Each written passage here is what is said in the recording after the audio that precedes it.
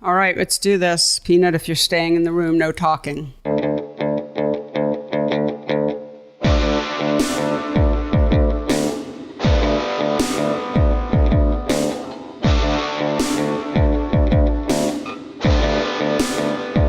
Hello, and welcome to the PhotoWork podcast, the talky and touchy-feely version of my book, PhotoWork, 40 Photographers on Process and Practice. Hello, everyone. I'm Sasha Wolf, recording today and hopefully forever from the Airstream in Woodstock, New York. Yeah. I'm just dying to see it. What a long, strange trip it's been. I broke in too early. No, I love the break-in. That, ladies and gentlemen, is your favorite guy, Mr. New Jersey, Mr. Michael Chauvin Dalton. Hello, Michael. Hey. Well, of course, I get to see photos of the stages, some of the crazy stages of the renovation. Yeah. But, oh my God, I can't wait to come visit. You're going to be here soon. Yes. Taylor Salesback and I will be there for a little PhotoWork retreat. Yeah, we're going to do a upstate PhotoWork retreat in about a month. And yeah, it'll be so much fun. It's hard. I don't want to brag too much about the Airstream, but it's it's really beautiful. Turned out to be an incredibly beautiful space filled with beautiful woods. My cabinet makers did an amazing job, and lots of birch, maple, tons of cherry wood, and I have a wood-burning stove in here, and it's just yummy and cozy, and yet not claustrophobic, strangely. So that's great. It's worked out. Yay. Oh, we're going to have to name the Airstream. I don't know, Camp PhotoWork or something. Well, it's already got a name. It's called Obi, which is not in any way connected to Star Wars, but someday I'll tell the story. We'll save that of why it's named Obi. There is a reason, and it does make perfect sense. And it has to do with peanut, so there's a little teaser. I feel like there's a contest involved here. Yeah, right. No one would get it. It's so obscure, but yet makes sense. So we have a great guest today, and I need to make a little apology because our guest today is Raymond Meeks. The show is short. Short and sweet. Short and sweet. Yeah, it's a great episode, but it's short because I had a root canal, my first, no longer a virgin. I'd had a root canal on one of my front bottom teeth the day before Ray and I recorded, and I was in so much pain. I mean, I really am, I'm sure everyone says this, but I'm tough when it comes to enduring pain, but... Well, to your credit, I didn't know that listening to it until you said it. Yeah. So, yeah, you really soldiered through that one, yes. It was so painful to talk, and just every time I opened my mouth, because again, front bottom tooth. So at a certain point, I could not talk anymore. I was, I had like tears in my eyes. So I loved talking to Ray until it became just so painful. So I wrapped it up early. I apologized to Ray. I apologized to the audience because it really is, it's such a moving and interesting episode, but we'll have Ray back. Ray's a friend of mine. We live really close to each other up here. You mentioned the stone's throw from each other once or twice. Yes. So we'll pick it up. We'll pick it up with Ray when I'm... Well, it doesn't feel like you cut off Ray at all. Good. And I think it's a beautiful conversation. The way Ray speaks about his work and the way he works and the way he started in photography. Oh my God, yeah. It's just... such beautiful stories, beautiful stories, and the way he stays true to himself. It's great. It's just a great episode. Yeah. That story of how he got into photography took me completely by surprise. It did. And it absolutely did. It may be the most moving origin story. It's so He was ready to move on, and you were what? Yeah, because wait a minute. It's really beautiful. I mean, it is. I found it so moving. It's one of the best origin stories I've heard on the show. Yeah, yes. for sure. Yep. So often it's my dad gave me a camera, and by the way, that happened to me. That's my origin story. Yeah, me too. Photography. Yeah. Here, kid, stay busy. That's right. That's right. Go outside and play. Here's the camera. Get out of the house. Anyway, all right. Well, we've got great shows coming up. Yes. We have David Benjamin Sherry next. It's obviously was a sort of a bunch of men, a little male photographers, heavy. male heavy, starting season 3. But after David Benjamin Sherry, we have, not in this order necessarily, but we have Alessandra Sanguinetti, we have Allison Rossiter, Vanessa Winship. So and more. Yeah. It's really exciting, the lineup that's coming up. Yeah. Yes. The ladies are coming in. All right. So, Michael, why don't we get to it? If you don't mind, please take it away. My pleasure. And here's your conversation with Raymond Meeks.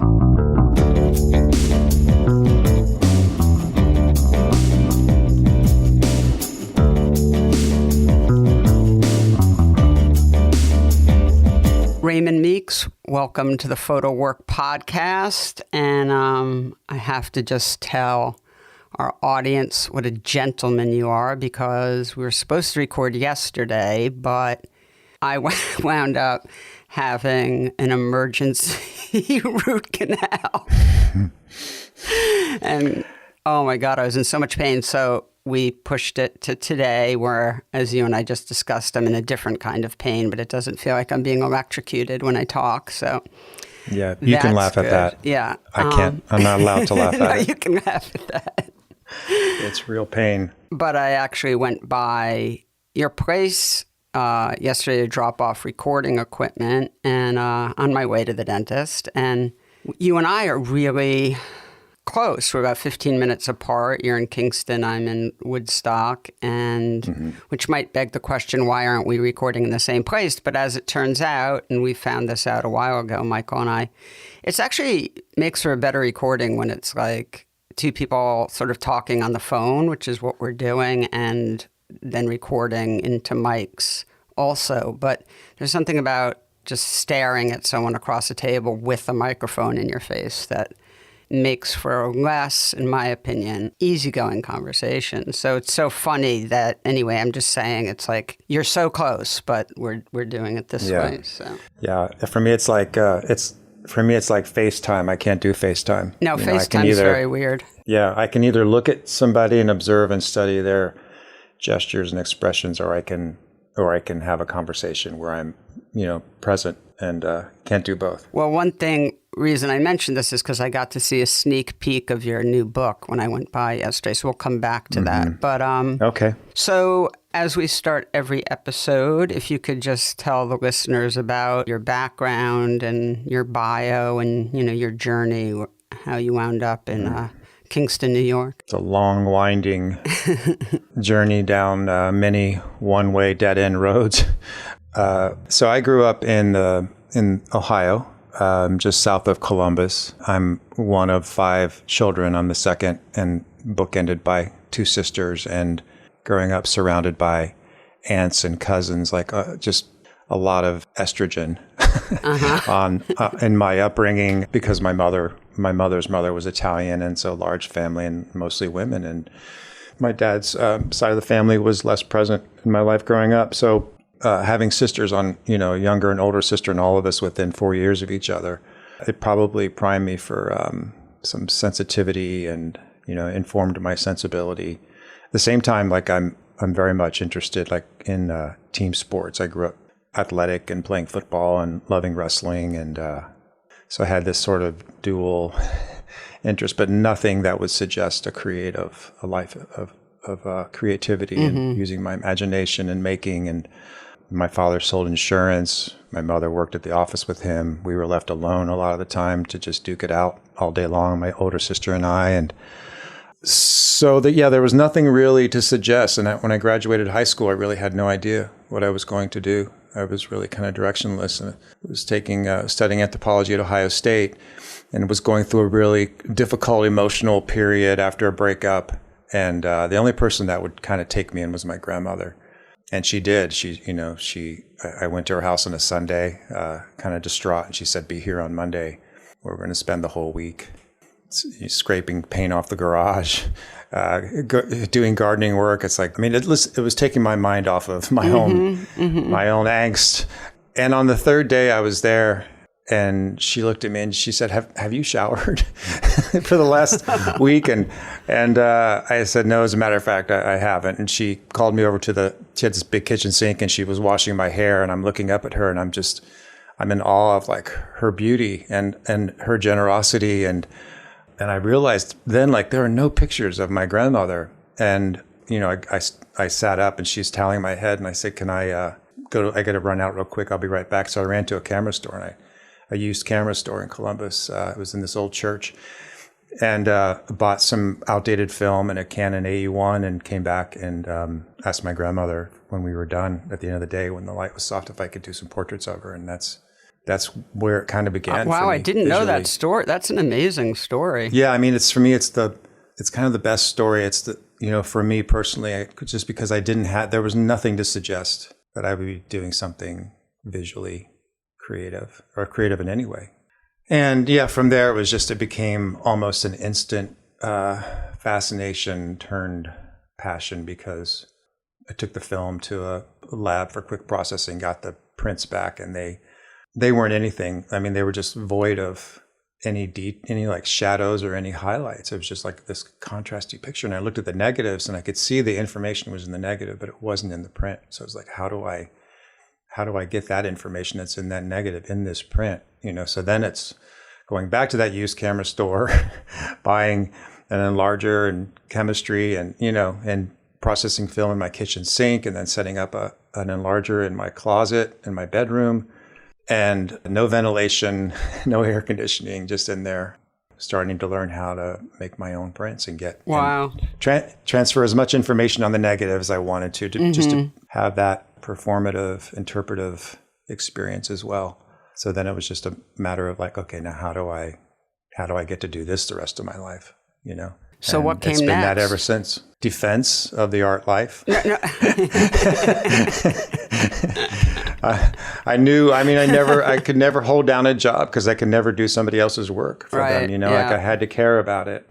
So for me, next was really, my mother's concern for me always was just, how is this young man going to survive in the world? How is he going to make a living? I mean, she was always concerned about that for me. And I had that concern too. I didn't know what I was going to do. So my focus became, how do I make a living? And that was doing commercial work. That was like, I'm going to have to be a commercial photographer.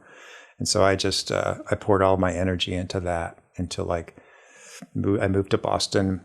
I assisted photographers there for 2 years, and that's where I learned to print. I would print from 10 o'clock at night till 6 o'clock in the morning in a gang dark room, because I didn't want to be around other people, or I just wanted to have the whole place to myself, so I could use 3 enlargers and have all the sinks and have all the trays set up. And I was assisting, and I was making a decent living assisting, enough to support myself. And then I put together a portfolio, and I went to New York and started visiting magazines, and then getting magazine assignments that would, send me off to do stories. And back then we had a Polaroid 665. It was a positive negative Polaroid in black and white. So you would expose, and then you would wait a minute, peel apart, and you would have a positive print. You would also have a negative that if you washed and fixed, you could then print from. And so I would go on these magazine assignments, and I could essentially, over the period, if I was shooting something for 3 or 4 days, I would come back at the end of each day, and I would pull my negatives out of a bucket of water and hang them and dry them while I was also laying out my story with the positive prints.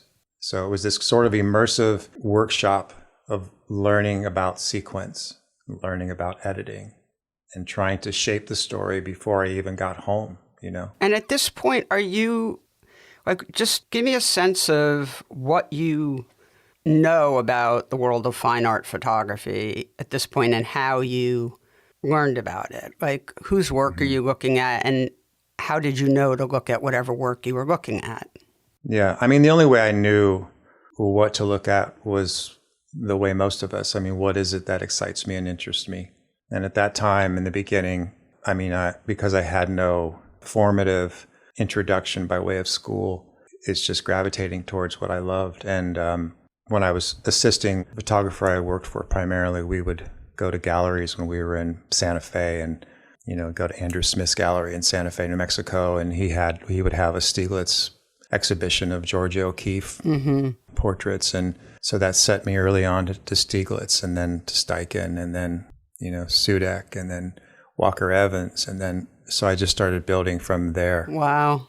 And it's funny you say Stieglitz. I'm sorry, but I have to just draw the parallel, Stieglitz and Georgia O'Keeffe and a lot of the work you make now. Yeah, very much so. But I was also at the same time still completely fascinated by tonality, by what was possible in the way of the print.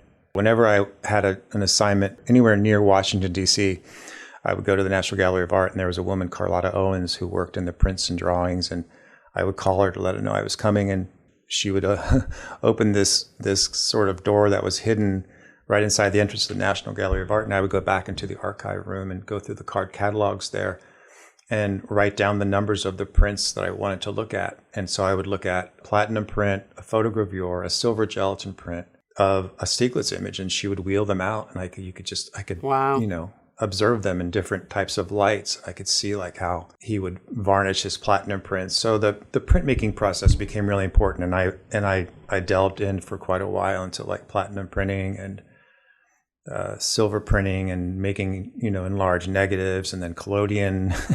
Like I've done all of those processes just out of curiosity, and now I'm just really glad we still have Ilford paper, and I don't have to do any of that anymore. Do you consider yourself an aestheticist?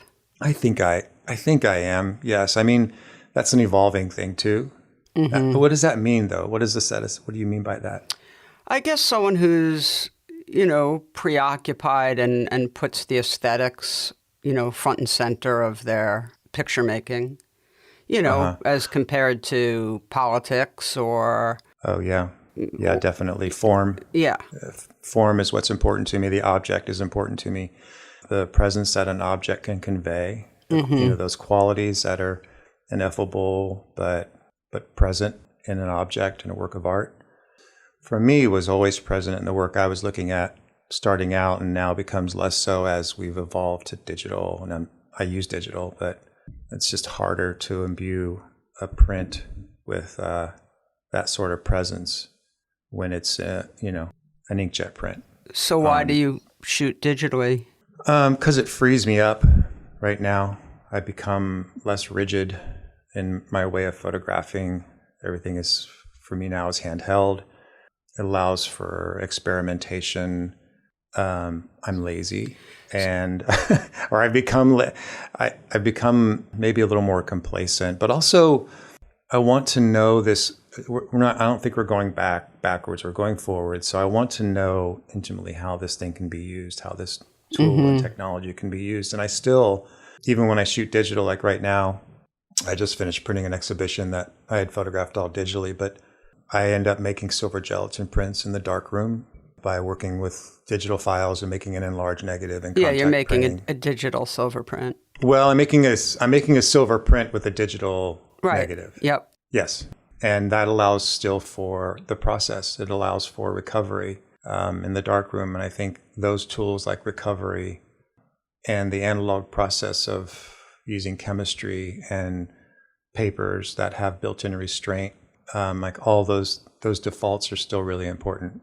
Well, no, I think it's really important to bring up because I think a lot of people don't realize that you can make silver prints from a digital file. And, that really does give you more options where the object is concerned. Yeah. Most of all, it allows for mistakes for me.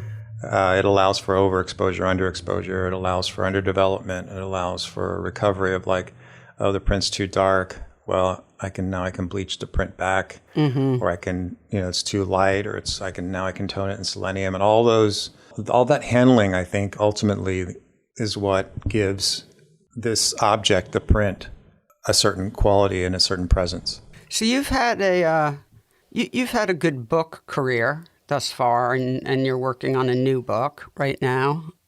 You once said that I've never made a book where I feel like I know what it's about. Can you talk about that a bit? Because I think that talks about, your way of working. That just gets us to your way of working and how you think about making pictures. Well, I don't work. I mean, I wouldn't say that I work in terms of a project, and certainly not a book project per se.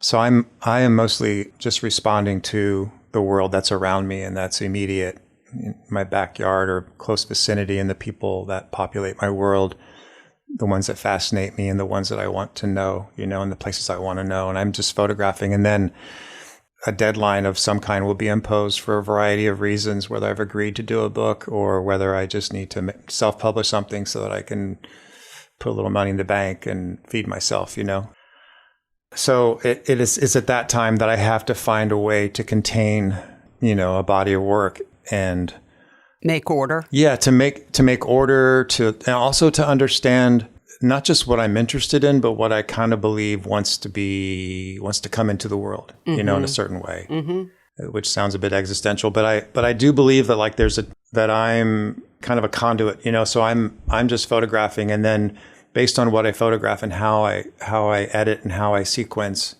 then it becomes a bit more maybe socially concerned, or it becomes more, that's where I start to understand, okay, this is what visually interests me in the way of form, and then in the way of editing and sequencing and putting a book together, this is where my concerns lie, or this is what I'm curious about. This is what I don't understand and I want to understand.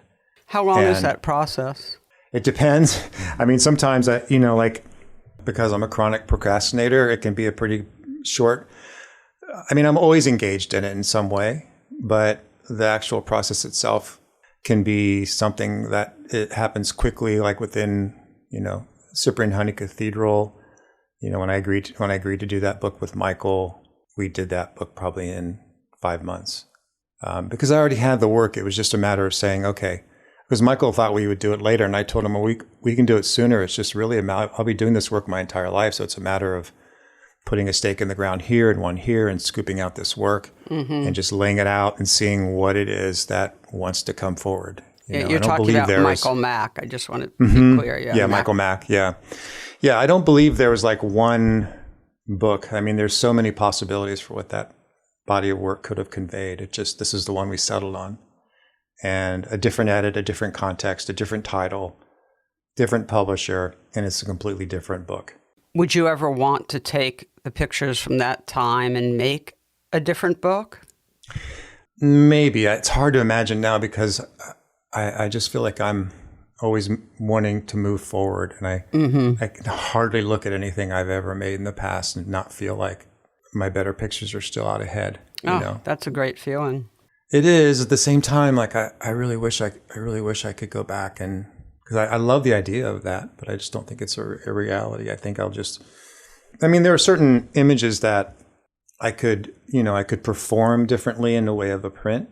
I could express it differently now, and then maybe the image holds up still compositionally, but the way I used to print, the way I used to express my prints or my images is different now than it was, even 5 years ago.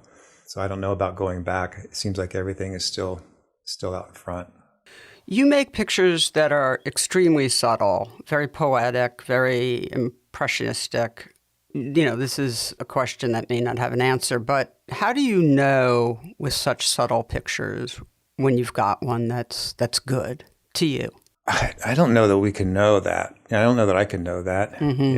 Again, it's just all like, it's so idiosyncratic, and it's so, the way that we interpret and then express, the way that I interpret and express something feels common.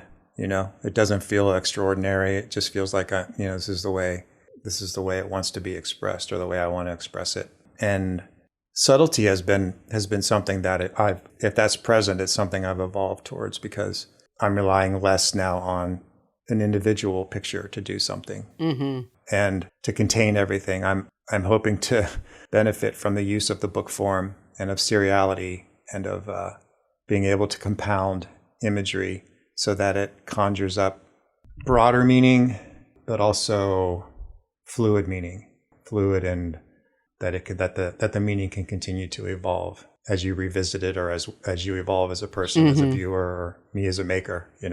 it can continue to change based on what's happening inside of a person or what's happening out in the world. It's not so locked down. Does that work in an exhibition? A lot harder in an exhibition, where the wall is real estate and it's, being paid for, and a dealer or a gallery wants to put something up that can sell, unless we're talking about a museum space.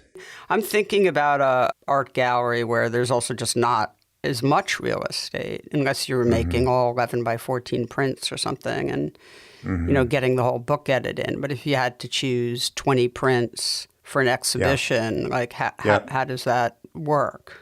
There's going to be a measure of pulling the greatest hits out of it, out of a body of work. Ones that have individual appeal, individual beauty, a form that expresses itself in a body of work, but also as a single picture. But I'm still relying on the book to carry a lot of that, to impose a lot of possibility on that single image. So I'm, even though the book can't be put on the wall, the book is available, the book has been seen, and people respond to single pictures in the book. But that single picture for that person also recalls the entire body of work. Of course. So when they see that single picture, they're not thinking just of that picture. They're thinking of what the entire experience of that book maybe meant to them. I hope that's the case. Yeah, no, I think it is the case. So you work with Julie Casemore out in San Francisco. When did that relationship start? That was, I'm so bad with time, but I think it was probably 3 years ago before shutdowns. And that space in particular, and Julie was willing to let me explore the possibilities of more of the book form in that space, because it is a large space. Yeah, it's a beautiful space. It's a really gorgeous space. It's kind of bare and minimal and clean.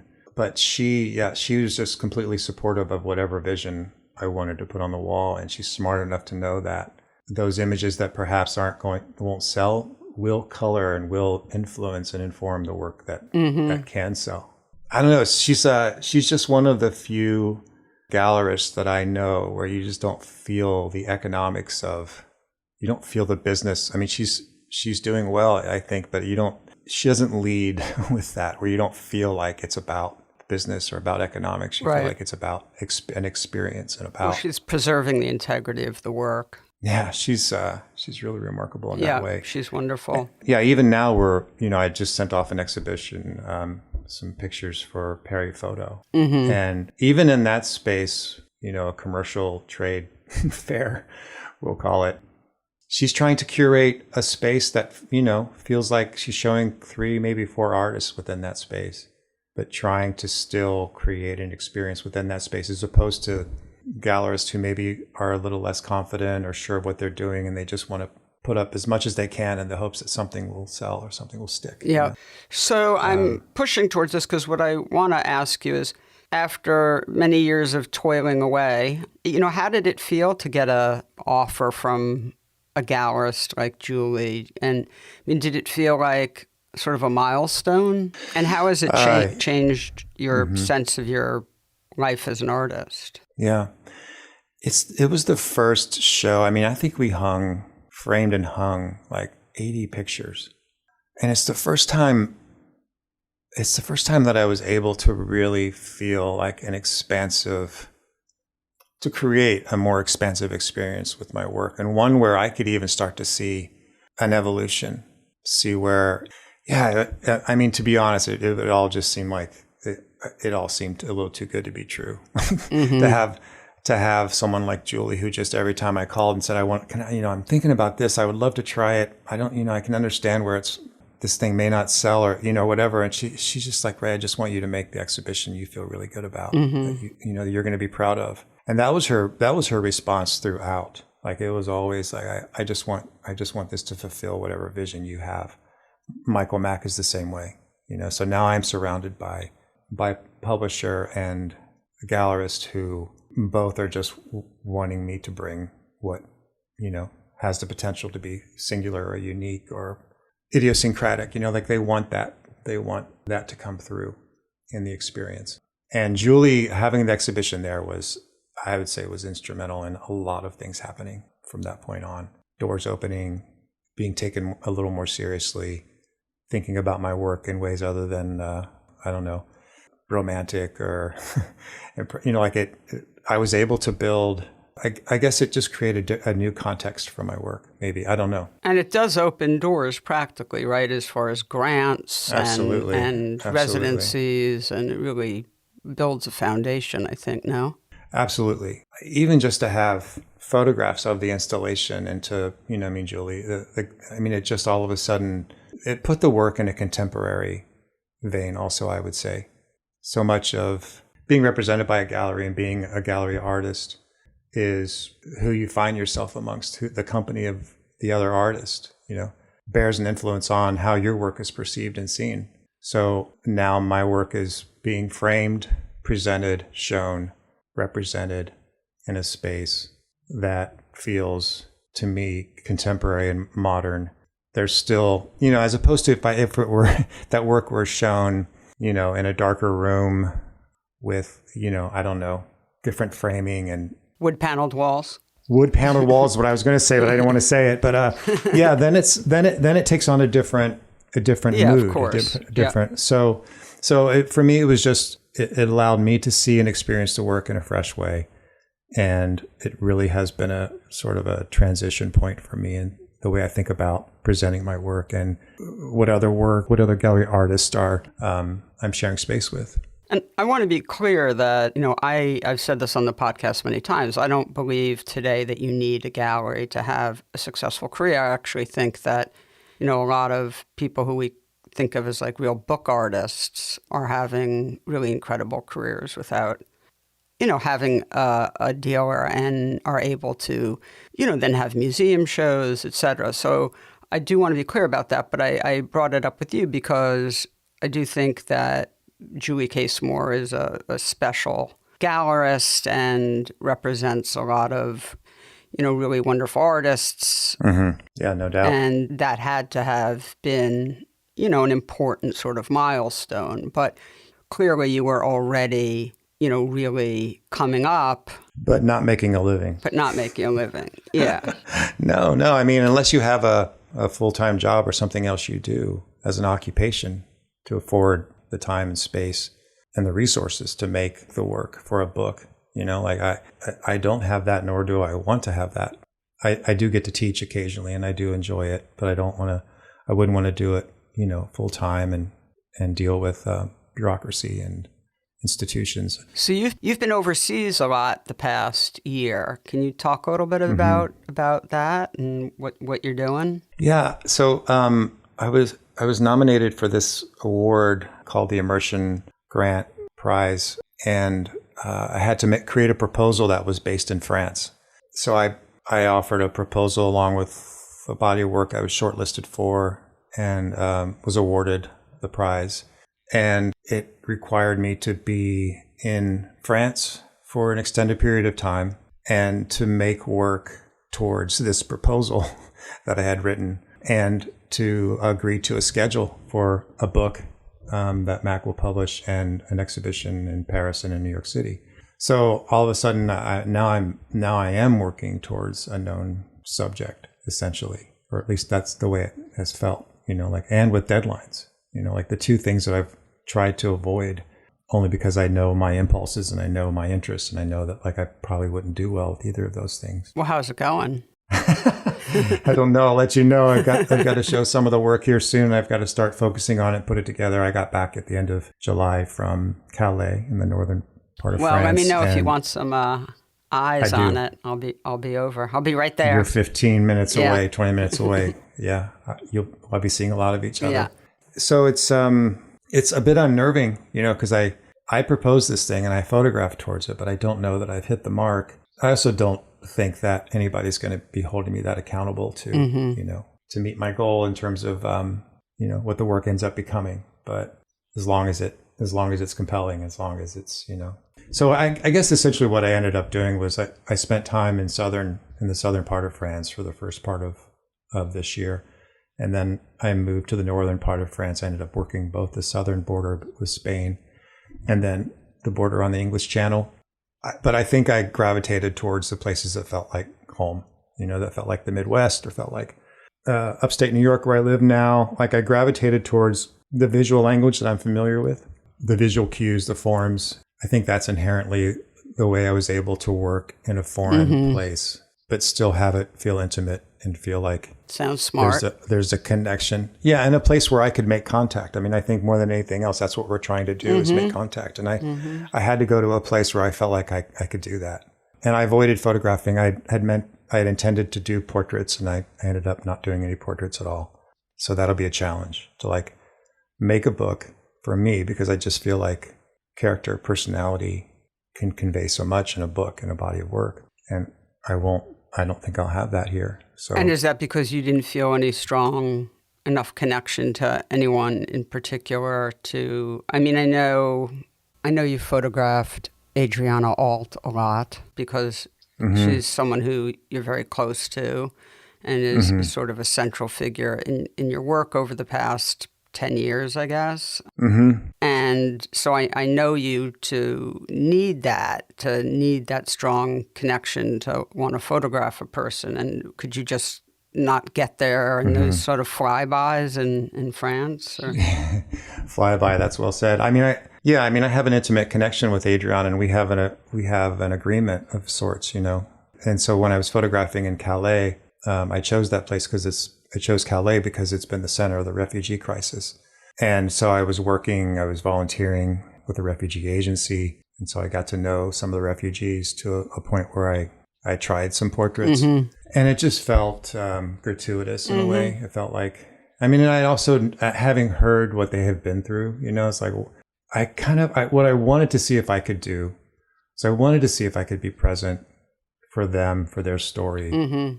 And do that while not wanting something back from them. Like to be engaged in a conversation without studying them for a portrait, just to be present there. And then I also wanted to see if I could hear their story and embrace their story and allow that to inform the pictures I was making outside of that exchange without needing to like have a one-to-one translation between their story and now a portrait of this person. It just felt like a default, a go-to, an easy solution, and it just relies too much on that individual, and I just didn't, or a series of individuals, and I just didn't feel like I wanted to challenge myself to photograph more or less the impression of that person and the residue of the experience as opposed to the thing itself. And that's going to be the challenge now. That's what has me most right, yeah. Yeah. I've set myself up for it. Now I have to follow through. I think you'll pull it off, knowing you, but the thought of you sort of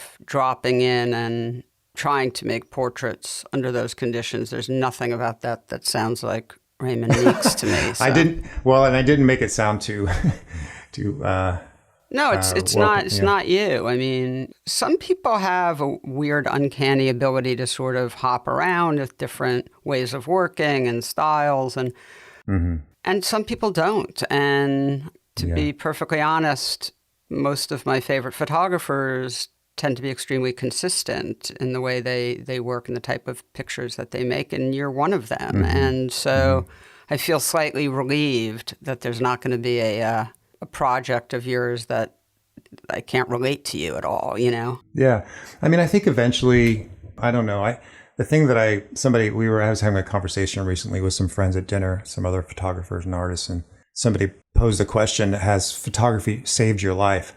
I was like, well, the imperative of that question, the way it's framed, seems a little dramatic. But then I started thinking about it, and I thought, I don't know if I would say it's saved my life, but man, in what a way has it transformed my life? Because... Well, it maybe made your life. Yeah, but I think also, like, in order for me to make the next... there's always a picture out in front of me that I want to make that I don't know how to make. And my goal is to get there. And I think sometimes I have the illusion that when I get to that place, then I'll be able to settle in as a photographer. And of course you get there and immediately the bar, raises, or the prize is out in front of you still. But along the way, the thing that I found is that in order to make that picture, that next one that I want to make, means that something inside me has to shift a little bit. Like I have to change something. I have to change something in myself in order to make that picture that I want to make. And in order to make the portrait that I envisioned making in Calais, I didn't have the tools the personal tools to make that picture yet. And I hope to get there. I want to make that picture still, but I just wasn't in that place yet to make it, So I've got some evolving personally to do before I can make that picture and make it and have it feel authentic, or have the exchange feel like it's not one of me taking. I do want to be that artist or that human being that could step into that space and have it feel like an exchange, one of a give and take, and not just a take. That makes sense. It does, but I'm just wondering if you feel like there's some deficiency on your part, that you respond most authentically right now when you have a meaningful connection with the person that you're photographing. Does that feel like a shortcoming to you? That's what I'm hearing. Yeah, I don't know if it's a shortcoming or not, or whether it's just, maybe it's not a shortcoming at all. Maybe it's actually an attribute. It's a shortcoming in the sense that I'm not able to do what I had envisioned doing. That feels like a shortcoming or a failure of some kind. I would like Ray Meeks to be Ray Meeks. That's what I vote for. Yeah, that's always better than me trying to be somebody else, or anybody trying to be somebody else. So I think that maybe the advantage of it is that I get to be present with the person and not be somewhere else, or wanting to be somewhere else, or wanting to do something else. Like, gosh, the light's so good right now, and this person, the way they're sitting, I just wish I could. I do have that wish, but at the same time, I had to circumnavigate that and just go to like, no, I'm just going to be here with that person. Then I'm going to trust that whatever comes out of me being in this place and allowing this person the space and my attention, I'll be able to take that outside of this experience and make a picture that embodies that experience rather than reflects it one-to-one, Well, so I don't know. I'm really curious to see those pictures, and knowing you, I'm sorry, but I'm embarrass you now, but I'm sure they're wonderful. Yeah, well, it's raw material right now, just sitting on hard drives, and it has me a bit anxious, to be honest. Now that because I get to turn all my attention to it from now until probably March or so, when I have to turn everything over. So I will be calling you for sure. I'm excited. Yeah. Well, Ray, thank you so much for spending time with me today, and for being flexible yesterday when I showed up and couldn't even smile. I think I said you smiled. I smiled a little bit. You smile with your eyes. Those were tears of pain, Ray. No, thank you for being with me, my friend. Pleasure. I really appreciate it, and I know you don't love doing these things, so thanks for the trust. And you made it painless. It was like a shot of Novocaine. Okay. Thank you. We're going with the theme, and I'll see you soon. All right. Okay. Thanks, Sasha. Bye, Ray. All right. Take care. Bye-bye. PhotoWork with Sasha Wolf is produced by me, Michael Chauvin-Dalton of Real Photo Show. The associate producer is Taylor Selsback, and the executive producer is Sasha Wolf. Our theme music is by J. Walter Hawks. If you like the show, be sure to subscribe and rate us with all the stars available on your listening platform.